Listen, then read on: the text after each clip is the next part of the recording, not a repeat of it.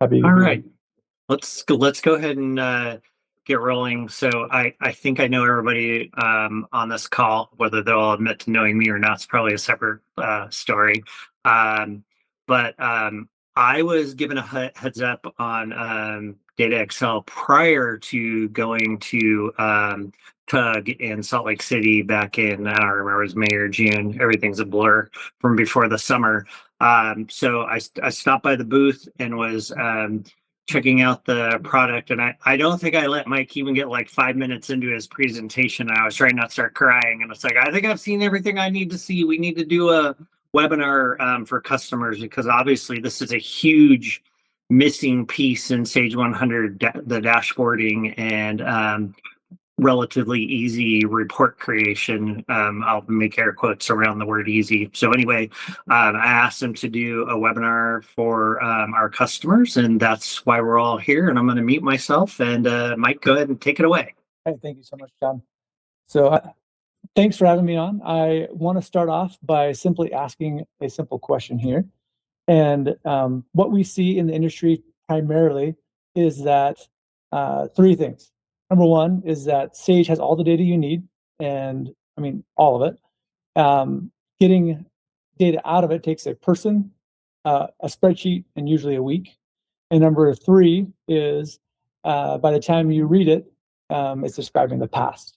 So quickly in the chat or unmute yourself, tell me if this is not what you're seeing with Sage 100 Contractor and the reporting and the data you're getting out of it. A couple of new clients on here, so they don't necessarily know this No yet. worries. Totally true. Thank you. I'm not sure who that was, but thank you. Yep. All right. So with that that recommendation, we'll move on here. One of the things we also see often is that margin doesn't slip at closeout. It actually slips in week 3. And by the time the job closes and the numbers are wrong, the money's left months ago. And you're reading or not reading a report, you're actually reading a receipt. And so what we're trying to do is solve that problem. And just real quickly, we're trying to shorten that distance between what happened and when you know. And in order to do that, we see that there's typically, some major areas where that problem really shows its head. And again, I'll look for your feedback here. Which one of these do you find most often as something you're seeing in your data that's missing? I'm going to say, based on my experience with customers, it's usually missing change orders. Yep. I'd say all 4 of them. Yep. Yeah, we see them all. And so that's why we are really here, and we're here to solve that problem. And we'll dive into that in just a second. One last thing I want to talk about is that when you do have a fading job, it's not just the job that impacts you, it's the whole year that's being impacted. And it's not because you lost money on that job. It's actually because you then priced 3 jobs right after it the same way. And that blind spot that you're not seeing is exactly the problem that we're trying to solve with DataXcel by shortening that distance between when it happened and when you see the data. So we're going to jump into the first report here, and this is a public dashboard. So when you actually get this deck, you'll actually be able to click on these links and see the exact reports I'm looking at right now and play with the numbers and play with the tool. So this is a dashboard. This is inside of DataXcel. So I'm going to expand it. You have on the right kind of our homepage and a way to go search for all the reports that we've built. We have over 90 dashboards that we built with thousands of reports, because some dashboards have a lot more data on them than others.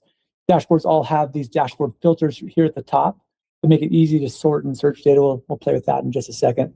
What I want to start with is having you guys look at this margin. So on the right, we have a company's data. So this is the data we're looking at is a real Sage 100 Contractor customer. The data has been anonymized, so all the names have changed, all the information that's anything related to the company has changed, but the numbers are real, right? And so the shape of them and everything is real. And so we're looking at the right-hand side and we're looking at the margin. I'll stop talking for 10 seconds. Just take a look at it.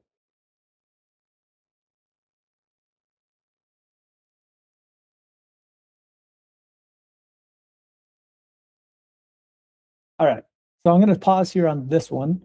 So they've lost 127%, and the invoice amount is 819,000, right? So it's a big big job.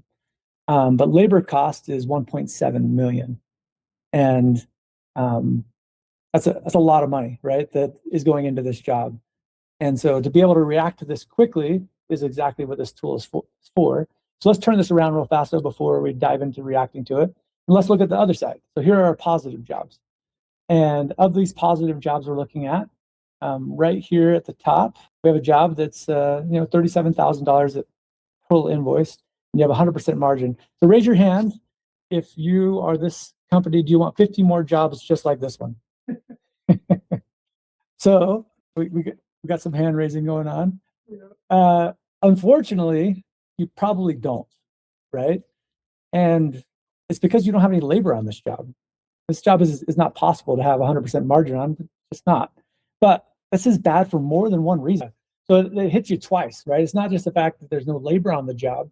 It's the fact that it's probably assigned to another job. It's probably assigned to one of those red jobs we were just looking at. And so it hits you twice. And so we're going to scroll down real quick and we're going to look at job profit by month. And now I'm going to show off this dashboard filter feature.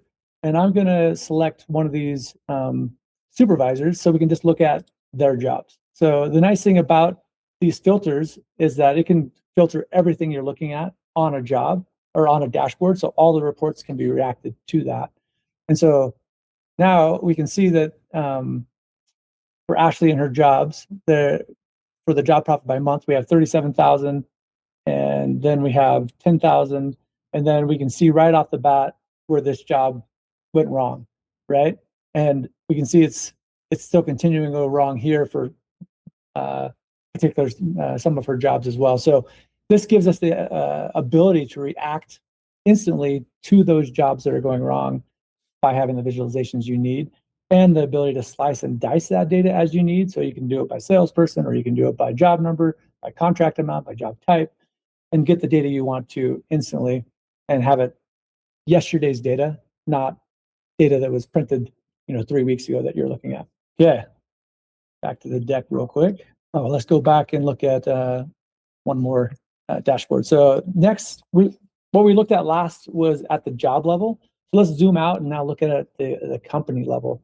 So here's a dashboard that's a PM oversight dashboard, and we're looking at the company. And so right off the bat, right away, you see some things that are very interesting.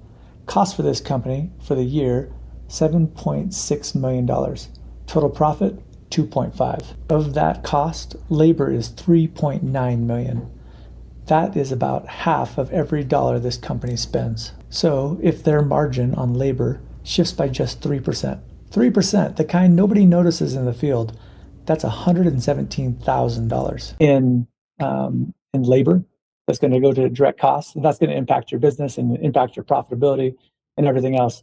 And so just all that more essential to be able to know exactly when those shifts are happening and be able to indicate and see that data. And we can adjust this, of course, again here at the top. If you want to change your overhead percentage, we can make those adjustments, and it impacts everything we see here on this report as well. So, all right. Any questions before we move on? Okay. Kind of covered that. So we're going to jump into next our certified payroll. And so I have that open right here. For any of you that do prevailing wage jobs, you know what your Thursday already looks like, right? And so real quickly, unmute yourself or add into the chat, if you will. How long does it take you to generate your certified payroll for all those general contractors out there? John, you know, do we have any general contractors with us? No, I think everybody is specialty or subcontractors on this call, but some of them are doing certified payroll. Okay, great. My guess is about a half an hour per job, depending on how many employees you have on there, because you've got in Sage, it will pre-fill using the Atrix report, but you still have to review everything. And if you don't have your calculations set up just right, you might have to manually adjust some things. So you've got a lot of jobs. It takes a long time. One of our customers in particular, when doing certified payroll, used to take her and her staff most of a day every week. They had a lot of jobs and a lot of employees on those jobs. 167 people they pay every week. She can now produce the report in under 1 hour. All right, so all you have to do is select the job you want to look at, the ending week, and you can put some optional information here as well. The payroll number, all this is optional as well. You can fill that in when the report generates, and then you just hit generate. And it's going to tell me that this data is old because it's demo data, which is fine. And I'm going to queue that. It takes about 2 minutes to run. Runs. This is a report it generates. And like I said, for our customer that has a lot of these and all of our employees, this is multiple pages, right, of employees and data. The nice thing is it also audits the data. So if anything's wrong, it'll tell you quickly what's wrong and why just by hovering over it. And then you can go back into Sage and adjust the data. And we have a button that allows you to instantly refresh the data from Sage 100 Contractor, pull the data back into our data warehouse so that you can get that data into the report. So some pretty cool stuff. Any questions about that? All right, we'll move on. And we're going to dive into WIP reports. So if you, again, are a general contractor, this is probably a question you're going to get asked quite a bit, especially from your bonding agent, if you know your fade, your over-under billings, and we've answered that question so you can have it, on your fingertips rather than, right now, potentially it's always a stale number for you. So quickly going to our our WIP report, we have all of our billings at 7.8 million, and we have all of our billing costs at 5.5. So the difference between those, the 2.5, well, a little more 2.7, that's between those numbers is your gap between over and under billing. And more importantly, if you scroll down, this report allows you to see every individual job that's out there running and all of your metrics based on that, those jobs. We actually have a ITD, so inception time to date, over under billing number. And if I click on this, I can see all my negatives. So the negative numbers are all the invoices that you haven't sent. So you've done the work, you have the ability to make the money, but the account or the money is in someone else's bank account and nobody's tracking it because it's not invoiced, and you're just not going to get paid until it is. So this is actions that you can take immediately. Again, the information gets updated every morning, or if you click the button, it gets refreshed instantly, so you can exactly know where you're at with your over under billing information. And again, you can slice and dice this data. Go ahead. You had a question, Rick? Oh. Or Matthew? Or Charlene? Go ahead. Yeah, I was the one that just dinged it. I don't know if they might have been Yep. earlier. So this is a big pain point for the Sage people right now, because it does not, the Sage report does not automatically include prior year columns with current year columns so that they can reconcile it back to their income statement. As you know, the regular report is only from inception to current. So does your Excel build that in? It's kind of small, so I'm having trouble seeing it. Yes. Yeah, it absolutely does. And I can make that a little bigger for you.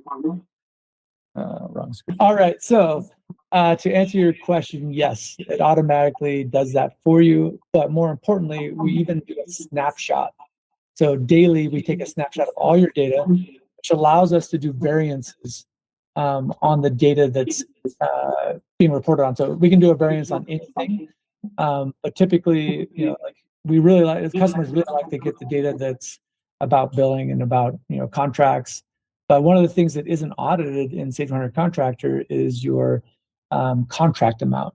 And so this customer in particular was really excited to have the variance on the contract amount, because they would have customers that would, salespeople that would change the contract amount. And so to be able to come in here and quickly sort by the contract variance and see, who changed the value from what, allowed them to go back to those salespeople, project managers, and find out why that contract was changed. So hopefully that answers your question, Char. Okay, yeah, no worries. I'm sure we can dive into it deeper later. Thank you. Yeah, absolutely. Cool. So let's move on then and talk about. Can you get current month revenue generated on that, out of that report? Yes. Yeah, absolutely. So we have the dates right here. So you could, using this report specifically, we could change the dates to show the current month. So I would just go to the current month and do the first and say update filter. So this would be our current month date. There's also reports that are built in to do that, or we have drop downs that allow you to say current month. And so, like I said, we have over 90 dashboards. This is just an example of one of them. Excellent, thanks. Yeah, no problem. Thanks for the question. Yeah, so those are the demos I wanted to show you and the story of basically how we can demonstrate the data quickly. I'll get to Q&A really fast because I'm sure we'll have more questions, and I'd love to dive into things like how our AI reporting works. We have an AI bot that allows you to examine any data in your data warehouse. We have the ability to pull data in from any data source, as well as being able to connect to Smartsheets or Monday.com or Google Sheets. We can do projections for forecasting. We can do projections for sales forecasting, project forecasting, estimations, all the above. So much more that we can do in the short time that we have to talk about DataXcel. Before we get to the question and answers, I wanted to quickly just tell you about how our software is built. Nothing is ever going to impact your data in Sage 100 Contractor. Because we have a data warehouse that we pull the data from every morning, that's the data we read from. We never write to Sage 100 Contractor. This is an outbound-only connection, which is what matters for your security. Your server opens the connection, and we don't need to open up any ports on your firewall. You can revoke access anytime in about 30 seconds. Unlike handing someone VPN access or a remote desktop login to your server, this access you can give to anybody and take back just as fast. They do not need to know Sage 100 Contractor at all. They can simply have the report delivered to their inbox on a schedule. And we are an authorized Sage 100 Contractor development partner. Once we have a signed agreement, DataXcel can be live on your server within 48 hours. In fact, we guarantee it. And it's in writing. If we miss the 48 hours, the setup fee is refunded. Not a handshake, it's in the agreement. And our team is all here in Kaysville, Utah. We have no offshore teams. That does limit how much we can take on at once. And we're always upfront about what we can deliver and when. Our pricing is set by the size of your company and its revenue, not per seat and not per report. In about 15 minutes, we can go through exactly what the pricing looks like for your company. All we have to do is set up a quick call. And with that, I want to get your questions, and feel free to ask me more about the AI piece, or if you want to see certain reports, we can dive into them. Can you show us an example of the AI agent, the kinds of questions you could ask it, and maybe also, because you can also get it to build reports for you too, can't you? Am I remembering that correctly? Yep, yeah, you can. So we have two different separate pieces of our AI. One's built right into our DataXcel instance. So you just click on this little bot window right here on the top right, and then you can ask any questions about your data, and it will respond to you, or you can ask it to build a report. So it does a little better if I'm actually on a report. So let's go to employee capacity by volume and trade report. And I'm going to open up the bot window, and I'm going to say, let's see, how many field foreman one do we have? And I'll make the screen bigger so everybody can see it. And so here's our field foreman one. Looks like we have, well, this is a position, so we have one position. So we're going to find out exactly how many workers have that title. And then we could ask something else about, changing a report. So let me go back to the dashboard while that's thinking for a second. And let's open up the leadership oversight dashboard. And in this one, I'll say, let's see, go to an actual, so let's add supervisor, add to, all right. So while that's running, we'll come back here and see if this answered the question. So it gave us a report. So the answer is 5 here on the screen, and it built this report for us. And it also linked us to our employees table, and it says we can basically sort by the position. Must have passed it. I'm doing this real time. This is not scripted, so. It was kind of to the middle. I saw it. Oh, you saw it? Right. Yep. Thank you. right Yep. there. And position to the right, two to the Oh, right. yep. Position. Right there. So, and there's more than 5, but they may not be active. So this is going to be all employees. So these may be no longer active employees in the system. Oh yeah, it only calculated active right there, and it gave us an active employee report as well. So that's any questions on this one? Go back to the other one. All right. So for this one, we asked it to add the supervisor. So it did that, and so here's the supervisor on that report. So if we go look at the original report, there's the leadership oversight. So you can see there's no supervisor here, but there's a supervisor that it added to this report.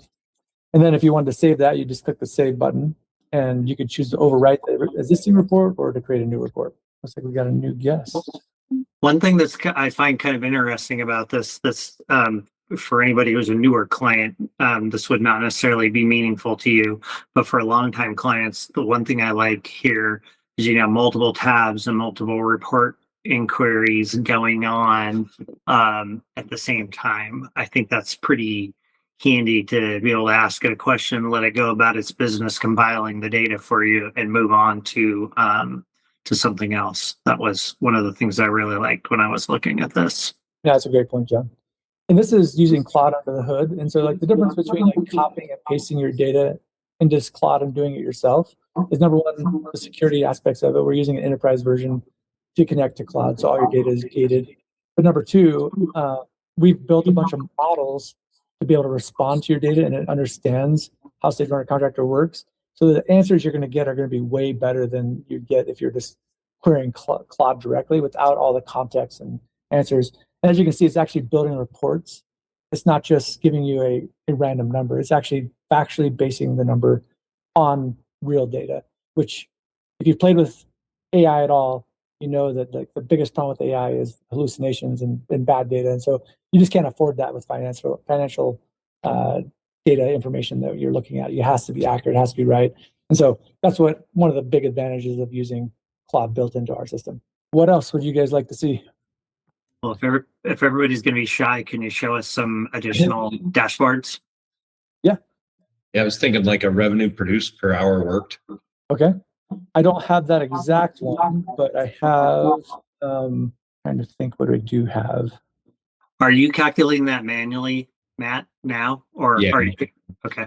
Yeah, so I'll just run an hours report, and then I go by department to try to figure out what my each department is producing in revenue per hour worked. So, Mike, even if you don't have that specific dashboard currently, that's not something that's complicated to build because that data all exists within Sage. No. I'll give you a real quick. So this is an example of calculate hours, right? But I'll give you a better example of the impossible report. So we built a cash basis report. Oh my God. Inside of Sage 100 Contractor. So we have our accrual accounting.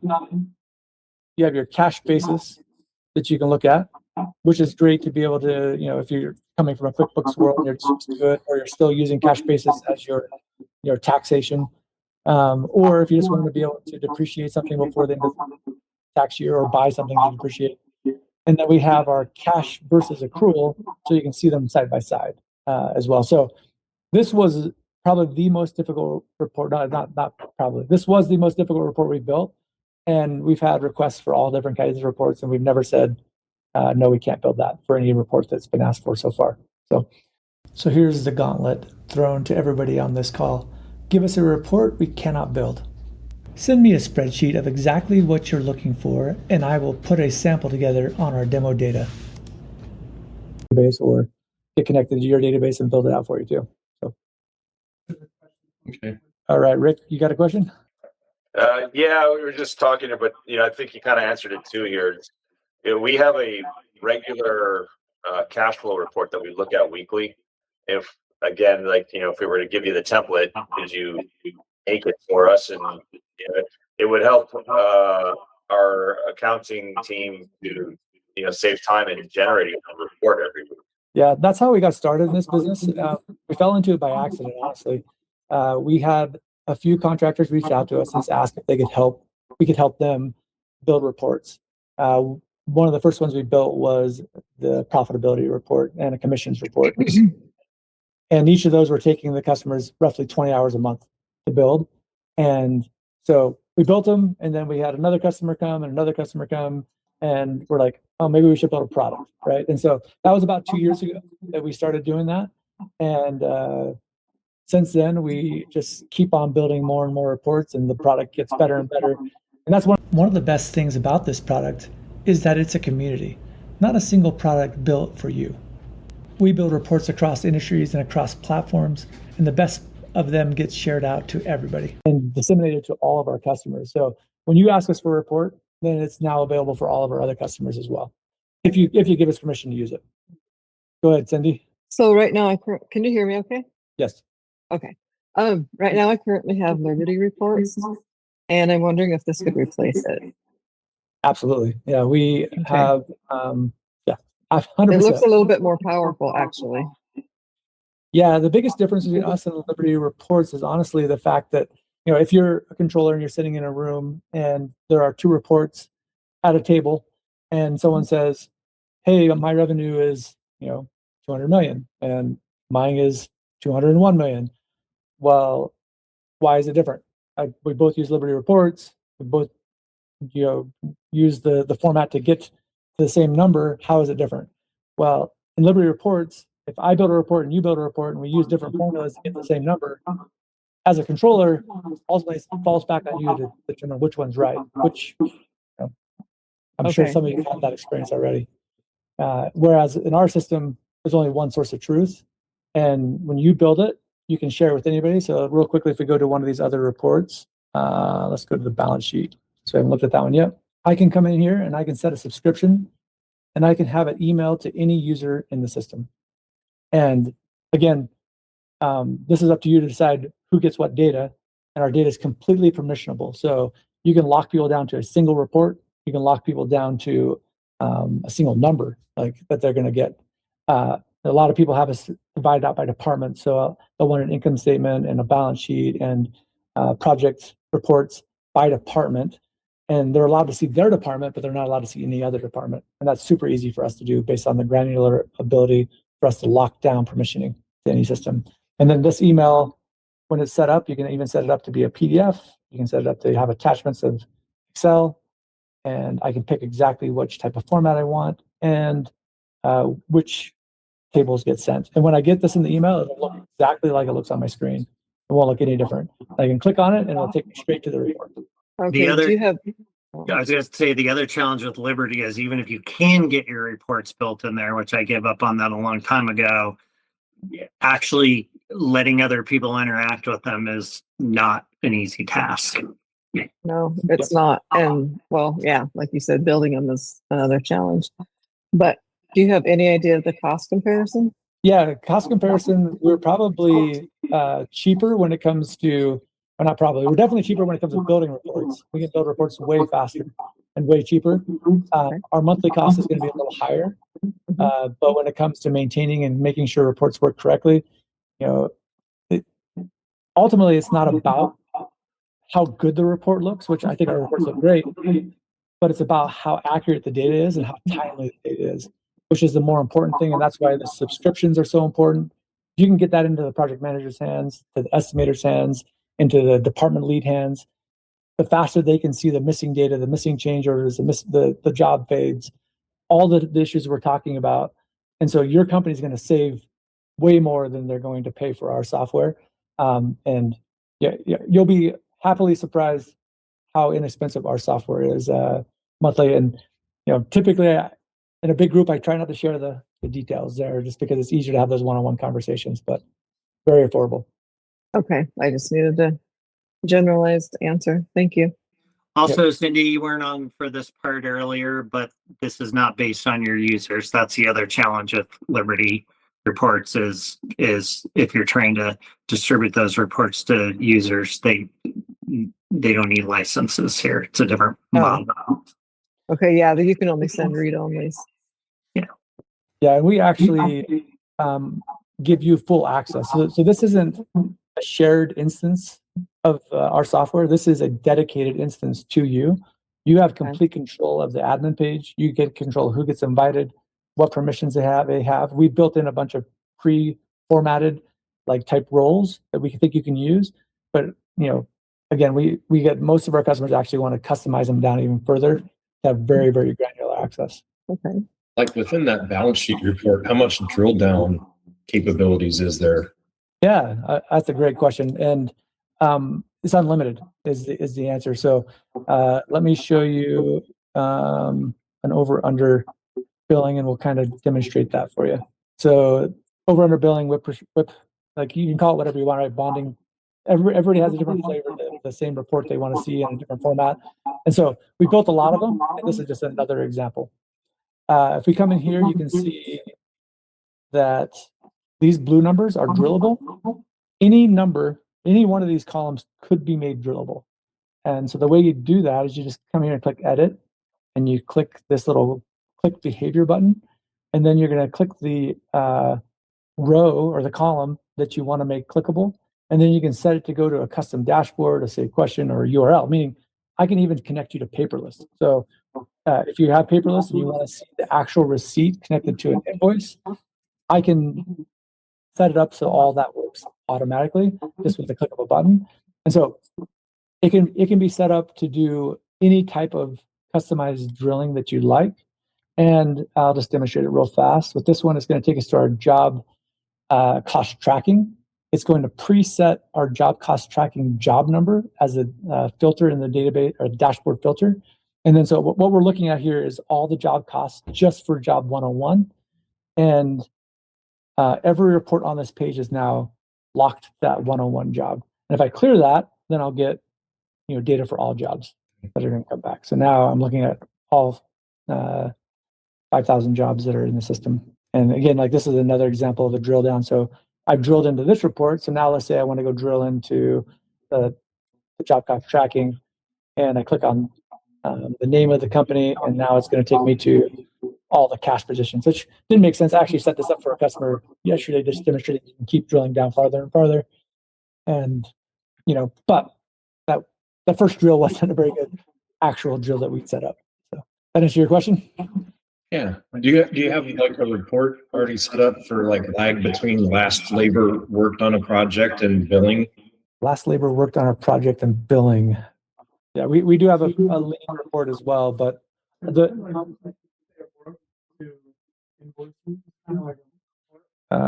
is our lean report for anybody that does leans. Make sure you get them filed, and they'll notify you how long it's been. Hey, Mike, I think he's trying to figure out the last day labor was worked on a project and if they've billed for the project yet. And then one of the other things can you talk about, because there's at least a couple of people on here who have multiple companies. Can you talk about how that works? Absolutely. So I think this one does. Yes, we do it. I don't remember where it's at. So let's book a 15-minute demo or follow-up meeting, and we can dive into that exact question.